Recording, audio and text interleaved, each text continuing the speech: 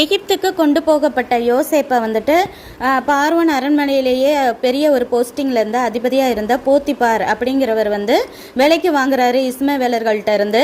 அப்போ அவங்க வந்து 20 வெள்ளிக்காசுக்கும் கொஞ்சம் அதிகமாக தான் காசு கொடுத்து விற்றுருப்பாங்க.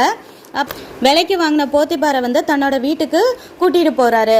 கர்த்தர் யோசேப்பு கூட இருந்தாரு அப்படின்னு சொல்லிட்டு வசனம் சொல்லுது. அப்பா அம்மா கூட இல்லை, கூட பிறந்தவங்களே துரோகம் பண்ணிட்டாங்க. செல்ல பிள்ளையா இருந்தவர் ஒரே நாளில் அடிமையா மாறுறாரு. புது தேசம், புரியாத பாஷை, புது விதமான சாப்பாடு, ஒட்டுமொத்த லைஃபே ஒரு நிமிஷத்துல யோசேப்புக்கு மாறி போச்சு.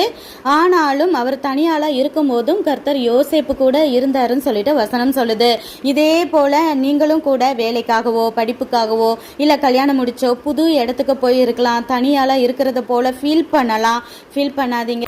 தேவன் அப்பையும் நம்ம கூடயே இருப்பாருன்னு சொல்லிட்டு நம்பிக்கையோட காத்துருங்க. தேவன் நம்மளுடைய தனிமையை மாற்றுவார். நம்மளை உருவாக்குறதுக்கு முன்னாடி தேவன் தான் இந்த தனிமையை அனுமதிக்கிறாரு. ஏன்னா அதில் தான் நம்மளுக்கு நிறைய பாடங்களை சொல்லி கொடுத்து நம்மளுடைய தவறுகளையும் திருத்தி மற்றவங்களை பற்றியும் நம்மளுக்கு கற்றுக் கொடுக்குற ஒரு ட்ரைனிங் பீரியட் தான் அது. அதனால் சீக்கிரமாக நம்மளை உயர்த்துவாருன்னு நம்பிக்கையோட காத்திருப்போம். நன்றி.